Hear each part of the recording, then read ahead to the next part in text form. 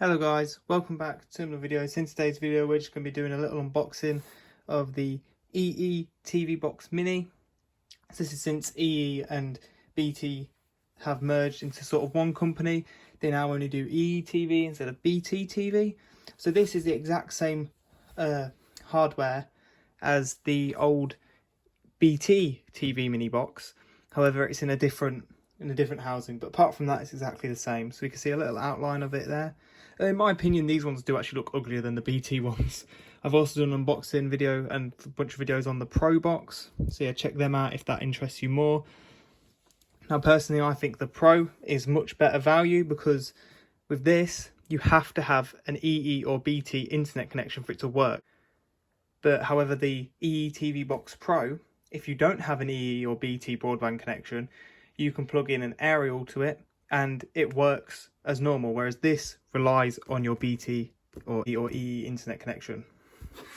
So if we look at the E logo there, it says TV Box Mini. It has this whole bit with packaging with our planet in mind, as it's all cardboard, it can all be recycled. It tells you all the standards it uses, and you've got your item code. So yeah, let's get into it. So if we open that up, you have a little user guide here, just how to set it up.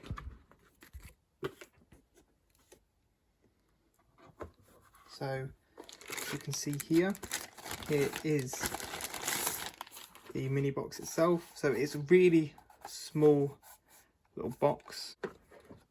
This is the Pro model. Look at the size difference, and that's mainly because this one doesn't have a hard drive in it, so you can't record on this. This is just to stream the channels. So yeah, we've got a little IR sensor there, doesn't do anything, and then the E logo, but it doesn't actually have the E branding on it, it's just the outline, but that's a clickable button. Got a couple lights there.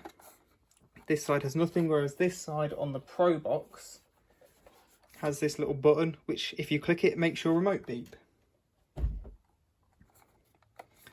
Then at the back, and the reason this won't work without an EE or BT broadband connection is, as you can see, there's no aerial point.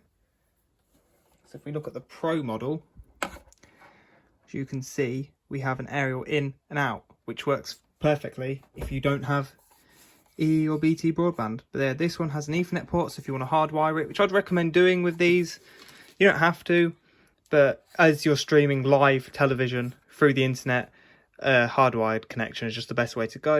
You got your power input, you got your HDMI and a USB port, which I don't really think that's used for anything on this. At the bottom, it's got this pattern, a couple holes for ventilation, but I don't think there's a fan in this unit. I think there is in the other one.